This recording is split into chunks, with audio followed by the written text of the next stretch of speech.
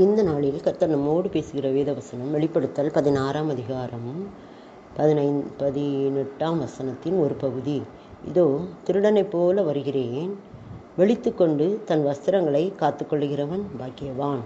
இதோ திருடனைப் போல வருகிறேன், விழித்துக்கொண்டு தன் வஸ்திரங்களை காத்துக்கொள்கிறவன் பாக்கியவான். இது ஒரு எச்சரிப்பின் வார்த்தை. திருடனை போல வரேன் அப்படிங்காரு.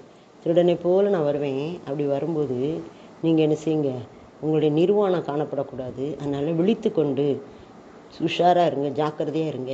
தன் வஸ்திரங்களை காத்துக்கொள்கிறவன். வஸ்திரம் அப்படின்னாலே நீதியின் வஸ்திரம், ரட்சிப்பின் வஸ்திரம், இப்படிப்பட்டதான வஸ்திரங்களை காத்துக்கொள்கிறவன் பாக்கியவான். வஸ்திரம்னா பரிசுத்தம், பரிசுத்தத்தை காத்துக்கொள்கிறவன் பாக்கியவான்.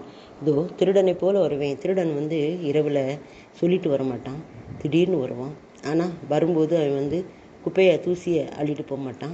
என்ன செய்வான்னு விலை உயர்ந்த பொருட்களை தான் எடுத்துகிட்டு போவான். அதுபோல் திருடனை போல வரும்போது விலை உயர்ந்த ஆத்துமாக்களை அவர் எடுத்துகிட்டு போவார்.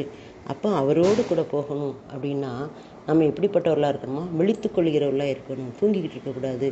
எப்படி அந்த 10 மணவாட்டிகள் தீவட்டிகளை கொண்டு போகும்போது 5 மணவாட்டிகள் விழித்து கொண்டாங்க, 5 மணவாட்டிகள் தூங்கிட்டாங்க, எண்ணெய் இல்லை. அதே மாதிரி நாம் விழித்து கொண்டு நம்முடைய வாழ்க்கையின் காரியங்களை விழிப்போடு இருக்க வேண்டும். எண்ணெய் வைத்திருக்க வேண்டும். எண்ணெய்னா பரிசுத்த ஆவியானவரை நமக்குள்ளே நாம் கொண்டிருக்கிறவர்களாக இருக்கணும். அப்போ தான் நாம் அவரோடு என்ன செய்ய முடியும், போக முடியும்.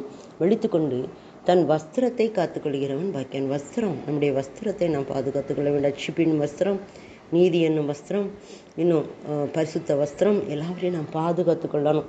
அப்போ தான் நம்ம பாக்கியவான்களாக இருப்போம். யோசேப்பு எப்படி வஸ்திரத்தை விட்டுனாலும் ஓடிட்டான்.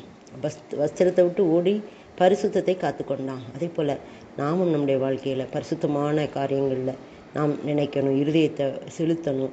அப்போது நம்ம இந்த உலகத்தால் கரைபடாதபடிக்கு நாம் நம்மை பாதுகாத்து கொள்ள வேண்டும். அதன் தன் வஸ்திரங்களை பாதுகாத்து கொள்ளுகிறவன் பாக்கியவான். நாம் பாக்கியவான்களாக இருக்கணும்னா அவர் சொல்கிற ஆலோசனைகளை நாம் கேட்டு நடக்கணும்.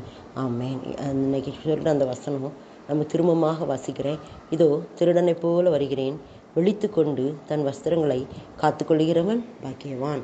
நாம் விழிப்புள்ளவர்களாக, நம்ம எச்சரிக்கையாக, தூங்குகிற நீ விழித்து மரித்தோரை விட்டு எழுந்துரு, தூங்குகிற நீ எழுந்துரு, சோர்வை விட்டு எழுந்துரு அப்படின்னு ஆண்டவர் நம்மோடு பேசுகிறார். விழித்து கொண்டு தன் வஸ்திரங்களை காத்துக்கொள்கிறவன் பாக்கியவான். என்னுடைய வஸ்திரமாகிய நீதியின் வஸ்திரம், ரட்சிப்பின் வஸ்திரம், பரிசுத்த வஸ்திரம், இதை நம்ம பாதுகாத்து கொள்ள வேண்டும். அப்போ தான் நம்ம பாக்கியவான்களாக இருக்க முடியும், அவரோடு செல்ல முடியும். இந்த வசனத்தின்படி கர்த்தர் நம்மை பாதுகாத்து ஆசீர்வதிக்கிறாரு. நாம் விசுவாசிப்போம். ஆமென்.